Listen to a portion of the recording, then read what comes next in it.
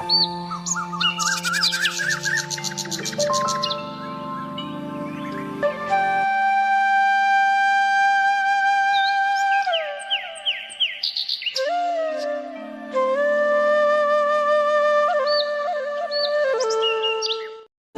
ले लो, फल, ताजे ताजे फल ले लो।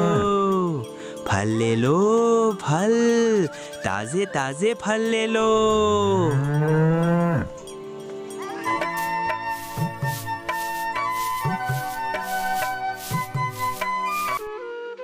गांव के किनारे एक छोटी सी टूटी हुई झोपड़ी थी। उसी झोपड़ी में दो अनाथ बहनें रहती थीं, सीता और गीता। उनके माता पिता कई साल पहले गुजर चुके थे। अब उनके जीवन में सहारा केवल एक दूसरे का साथ था। दोनों बहनें बहुत गरीब थीं। खाने के लिए उन्हें रोज मेहनत करनी पड़ती थी।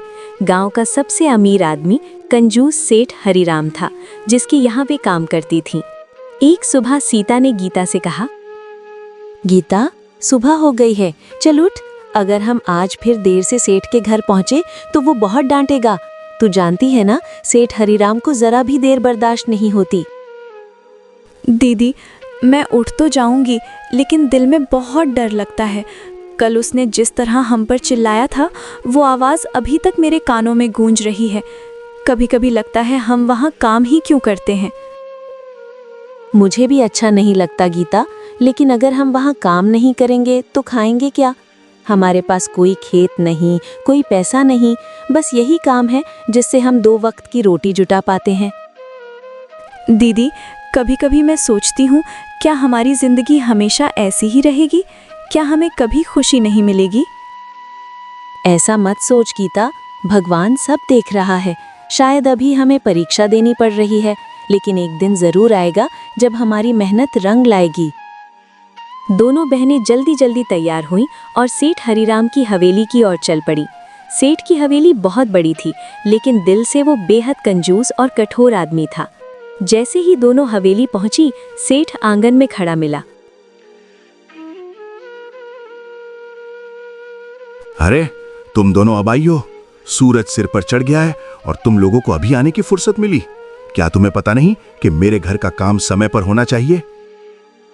सेठ जी, माफ कर दीजिए, आज रास्ते में थोड़ी देर हो गई। हम अभी काम शुरू कर देते हैं। माफी से मेरा काम नहीं चलता। तुम्हें पता है ना, मैं एक एक पैसे की कीमत जानता हूं। अगर तुम लोग ठीक से काम नहीं करोगी तो मैं तुम्हारी मजदूरी काट लूंगा। सेठ जी, ऐसा मत कीजिए, हम पूरी मेहनत से काम करेंगे। मेहनत? तुम दोनों की मेहनत मैंने बहुत देख ली। चलो, पहले पूरे आंगन की सफाई करो, फिर रसोई साफ करनी है, और हाँ, आज गोदाम भी व्यवस्थित करना है। जी सेठ जी, जैसा आप कहेंगे वैसा ही करेंगे। दोनों बहनें चुपचाप काम में लग गईं। धूप तेज थी, लेकिन उन्हें बिना रुके काम करना पड़ रहा था। कुछ देर बाद गीता थक कर बैठ गई। दीदी, मुझसे अब झाड़ू नहीं लगाया जा रहा, हाथों में दर्द होने लगा है। थोड़ा और हिम्मत रख गीता। अगर सेठ ने देख लिया कि हम आराम कर रहे हैं तो वो फिर गुस्सा करेगा।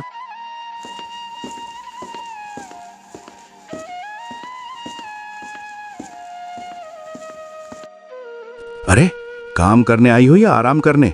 अभी से बैठ गई? नहीं सेठ जी, बस एक पल के लिए बैठी थी, अभी काम शुरू करती हूँ। वाह, अभी तो सुबह ही हुई है और तुम थक गई।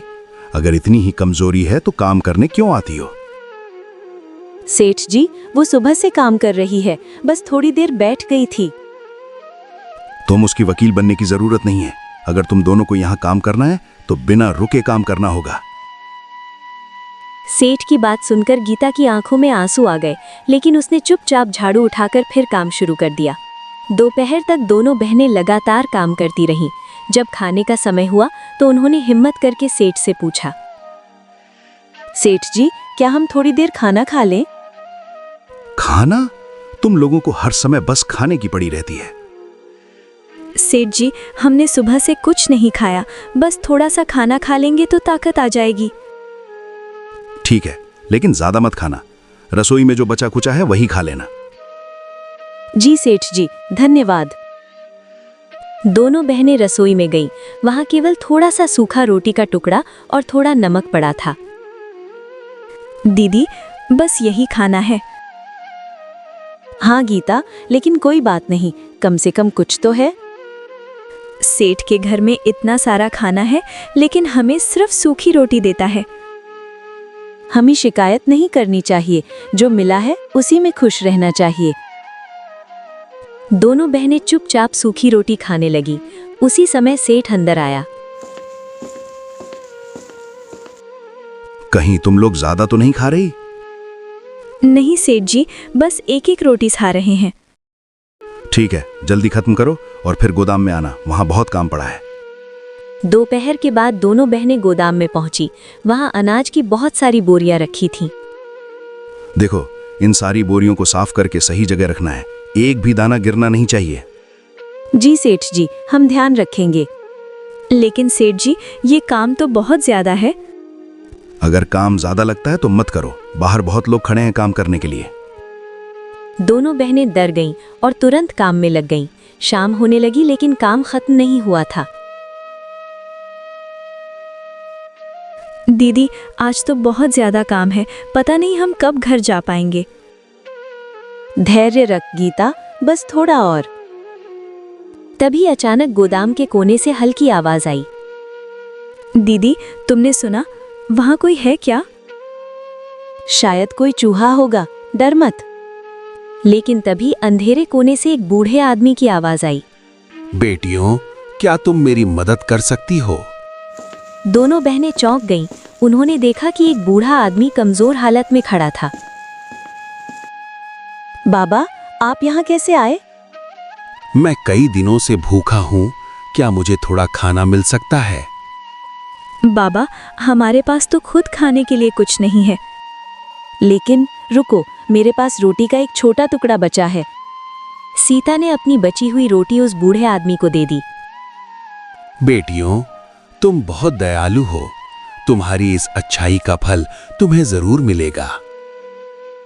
दोनों बहनों को पता नहीं था कि ये बूढ़ा आदमी कोई साधारण व्यक्ति नहीं था, वो उनकी जिंदगी बदलने वाला था। गोदाम में खड़े उस बूढ़े आदमी ने जब रोटी खाई तो उसकी आंखों में अजीब चमक दिखाई दी। दोनों बहनें हैरान थीं, लेकिन उन्होंने कोई सवाल नहीं किया। बेटियों, तुम दोनों ने अपनी भूख भूलकर एक अनजान बूढ़े को खाना दिया। आजकल दुनिया में ऐसा दिल बहुत कम लोगों के पास होता है। बाबा, हमने कुछ खास नहीं किया, आप भूखे थे और भूखे इंसान की मदद करना हमारा कर्तव्य है। अगर हम मदद नहीं करते तो हमें खुद शर्म आती।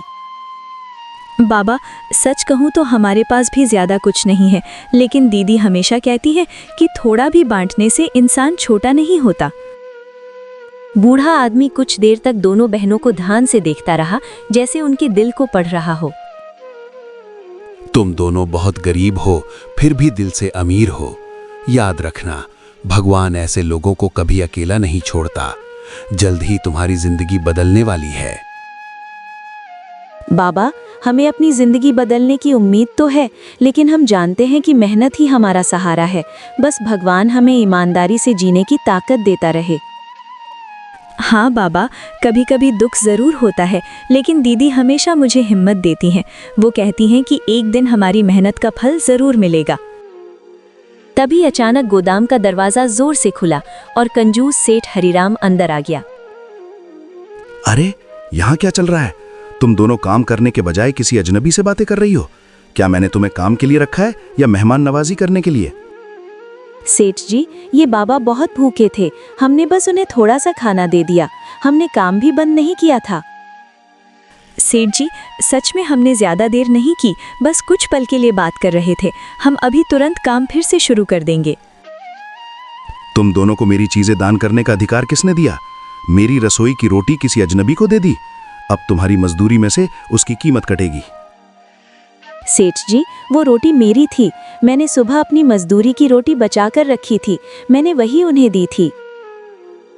मुझे बहाने मत सुनाओ। मेरे घर में जो भी है वो मेरा है। याद रखना, मेरी अनुमति के बिना यहाँ एक दाना भी किसी को नहीं मिलेगा। सेठ की बातें सुनकर गीता की आंखों में आंसू भर आए। सेठ जी, हम पहले से ही बहुत कम मजदूरी लेते हैं। अगर आप उसमें से भी काट लेंगे तो हम अपना गुजारा कैसे करेंगे? ये मेरी समस्या नहीं है। अगर तुम्हें मेरी शर्तें पसंद नहीं है तो अभी इसी समय यहाँ से चली जाओ। बाहर बहुत लोग हैं जो आधी मजदूरी में भी काम करेंगे। नहीं सेठ जी, हम काम छोड़कर नहीं जाएंगे। हमें काम की जरूरत है। आप जैसे कहेंगे वैसे ही करेंगे। बूढ़ा आदमी चुपचाप ये सब देख रहा था। उसके चेहरे पर हल्की मुस्कान थी, जैसे उसे सब पहले से पता हो। सेठ जी, इन बच्चियों पर इतना कठोर मत बनिए। इन्होंने सिर्फ दया दिखाई है।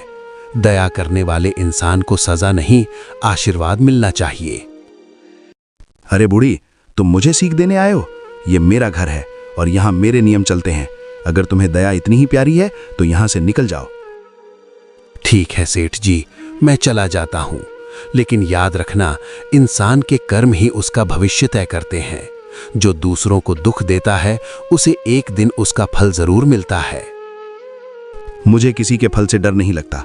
मैं अपनी मेहनत और पैसे से सब कुछ हासिल करता हूँ। तुम्हारी बातें मुझे डराने के लिए काफी नहीं है।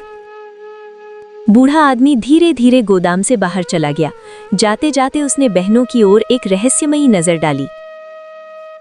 दीदी, मुझे लगता है वो बाबा कोई साधारण इंसान नहीं थे। उनकी बातें सुनकर अजीब सी शांति महसूस हो रही थी। मुझे भी ऐसा ही लगा, लेकिन अभी हमें काम पर ध्यान देना चाहिए, वरना सेठ फिर गुस्सा करेगा। दोनों बहनें फिर से काम में लग गईं। शाम पूरी तरह ढल चुकी थी। कुछ देर बाद सेठ फिर गोदाम में आया। सुनो तुम दोनों, कल सुबह तुम्हें एक नया काम करना होगा। मेरे खेत के पीछे जो पुराना कुआं है उसकी सफाई करनी है। सेठ जी, वो कुआं तो बहुत गहरा और खतरनाक है। लोग कहते हैं कि वहां कोई नहीं जाता। मुझे कहानियां सुनने में कोई दिलचस्पी नहीं है। मैंने जो कहा है वही होगा। अगर काम नहीं करोगी तो मजदूरी भी नहीं मिलेगी। लेकिन सेठ जी, अगर वहां कोई हादसा हो गया तो? बस ज्यादा सवाल मत पूछो। सुबह सूरज निकलने से पहले तुम्हें वहां काम शुरू करना होगा। दोनों बहनें डर गईं, क्योंकि वो कुआं पूरे गांव में खतरनाक माना जाता था, लेकिन उनके पास मना करने का कोई रास्ता नहीं था। दीदी, अगर सच में उस कुएं में कुछ डरावना हुआ तो हम क्या करेंगे? डर मत गीता, भगवान हमारे साथ है। हम सावधानी से काम करेंगे और सब ठीक हो जाएगा। उसी समय हवेली के बाहर दूर खड़ा वही बूढ़ा आदमी आसमान की ओर देख रहा था। उसने धीरे से कहा, कल का दिन इन बच्चियों की किस्मत बदल देगा और इस कंजूस सेठ को उसके कर्मों का असली फल मिलेगा।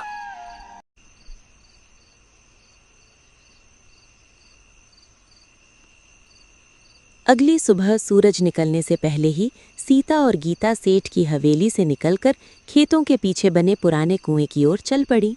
हवा ठंडी थी और चारों तरफ अजीब सी खामोशी थी। दीदी, ये जगह सच में बहुत डरावनी लग रही है। चारों तरफ इतनी खामोशी है कि अपने कदमों की आवाज़ भी अजीब लग रही है। क्या हमें सच में इस कुएं की सफाई करनी पड़ेगी? डरना मत गीता, हम यहाँ सिर्फ काम करने आए हैं। अगर हम सावधानी से काम करेंगे तो कुछ भी बुरा नहीं होगा। भगवान हमेशा सच्चे लोगों की रक्षा करता है। दोनों बहनें धीरे धीरे कुएं के पास पहुंची। कुआं बहुत पुराना था और उसके चारों तरफ घास और झाड़ियां उगाई थीं। दीदी, इस कुएं को देखकर लगता है जैसे कई सालों से किसी ने इसे छुआ तक नहीं। पानी भी बहुत गहरा दिखाई दे रहा है। मुझे डर लग रहा है। हम पहले ऊपर से ही कचरा निकालते हैं। अंदर उतरने की जल्दी नहीं करेंगे। धीरे धीरे काम करेंगे तो सब ठीक रहेगा। सीता ने रस्सी और बाल्टी से कचरा निकालना शुरू किया। गीता भी उसकी मदद करने लगी। कुछ देर बाद अचानक कुएं के अंदर से हल्की चमक दिखाई दी।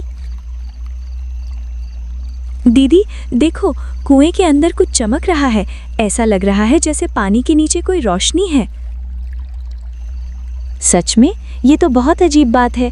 इतने पुराने कुएं में रोशनी कहाँ से आ सकती है? दोनों बहनें हैरानी से कुएं के अंदर देखने लगी। दीदी, कहीं ये कोई खजाना तो नहीं?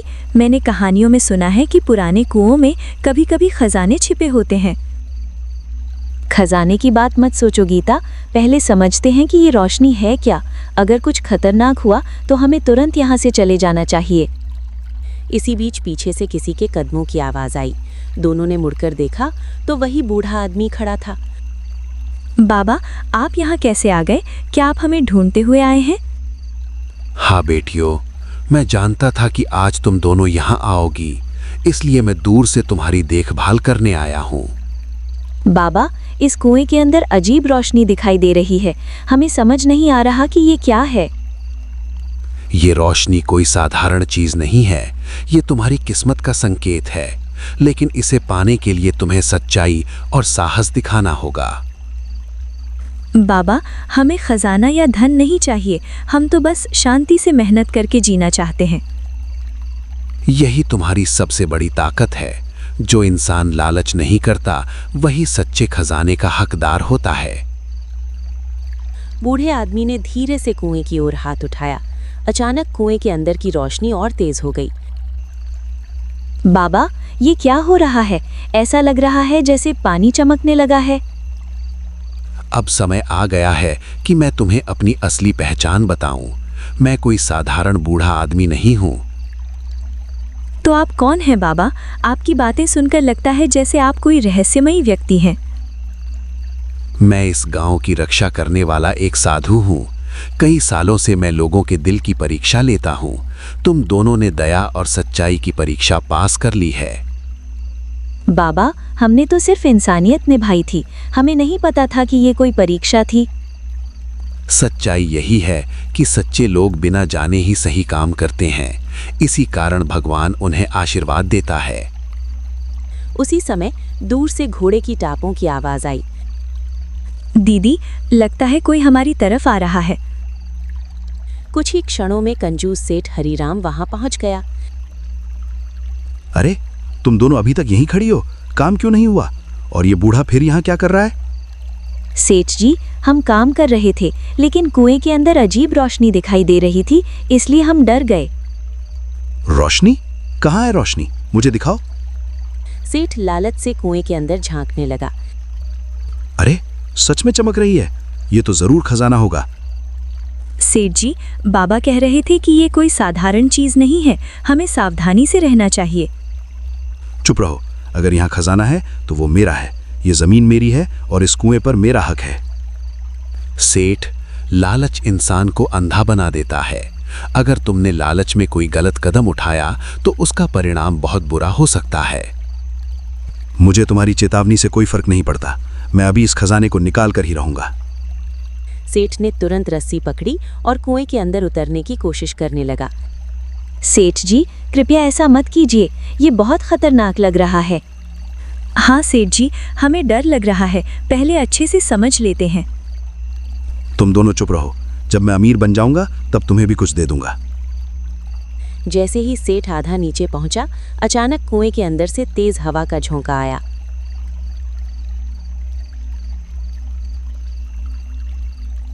अरे, ये क्या हो रहा है? रस्सी हिल क्यों रही है?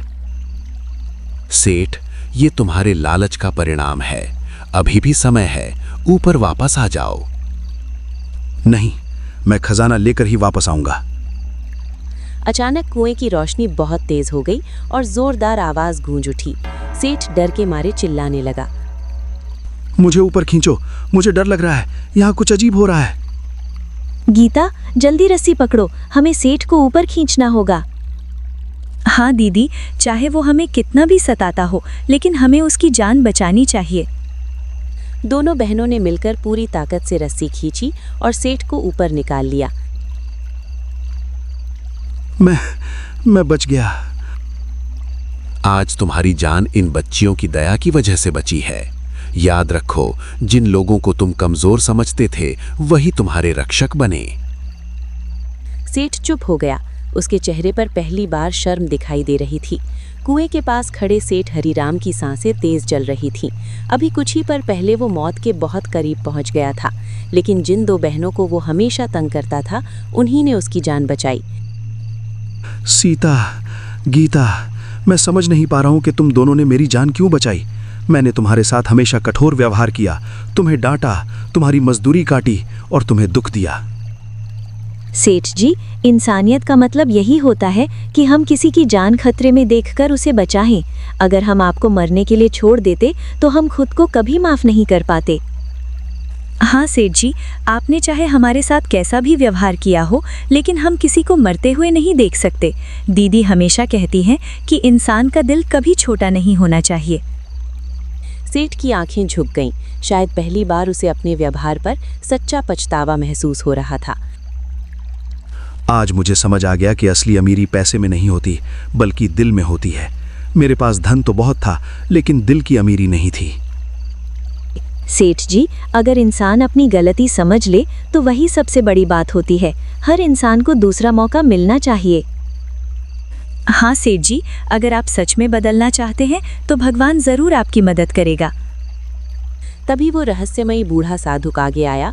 उसके चेहरे पर शांत मुस्कान थी।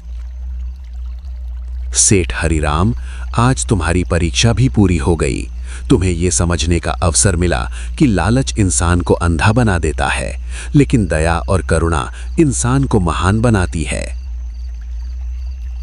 बाबा, मैं मानता हूं कि मैंने बहुत गलतियां की हैं। मैंने गरीबों को तुच्छ समझा, मजदूरों को सताया और हमेशा सिर्फ अपने धन के बारे में सोचा। गलतियां हर इंसान से होती हैं, लेकिन जो अपनी गलती स्वीकार कर लेता है वही सच्चा इंसान होता है। आज तुम्हें एक नया अवसर दिया जा रहा है। बाबा, क्या अब हमें पता चल सकता है कि इस कुएं की रोशनी का रहस्य क्या है? हाँ बेटी, अब समय आ गया है कि तुम सब सच्चाई जानो। इस कुएं के अंदर कोई सोने का खजाना नहीं है, बल्कि एक दिव्य आशीर्वाद छिपा हुआ है। दिव्य आशीर्वाद? इसका क्या मतलब है बाबा? बहुत साल पहले इस गांव के लोगों ने एक मंदिर के लिए धन इकट्ठा किया था, लेकिन लालची लोगों के डर से उस धन को इस कुएं में छिपा दिया गया था। तो क्या इसका मतलब है कि सच में इस कुएं में खजाना है? हाँ, लेकिन ये खजाना किसी एक व्यक्ति का नहीं है।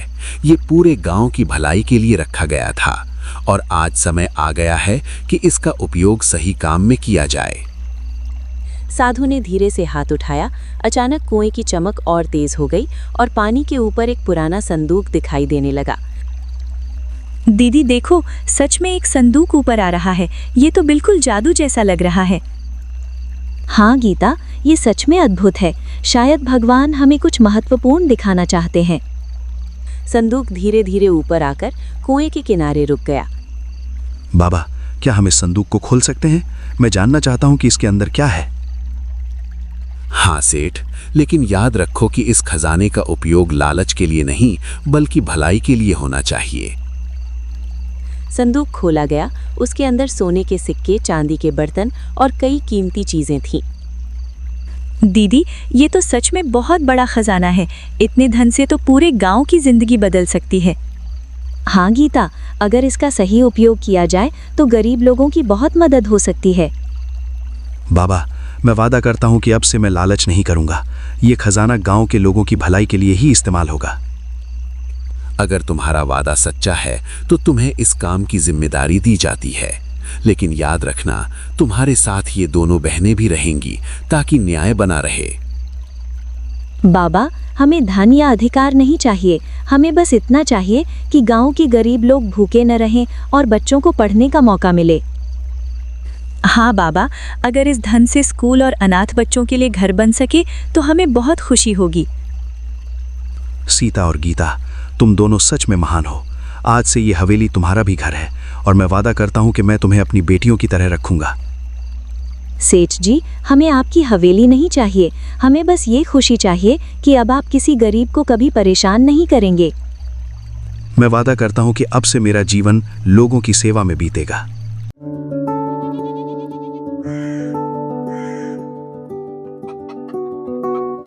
कुछ महीनों बाद गांव की तस्वीर पूरी तरह बदल गई।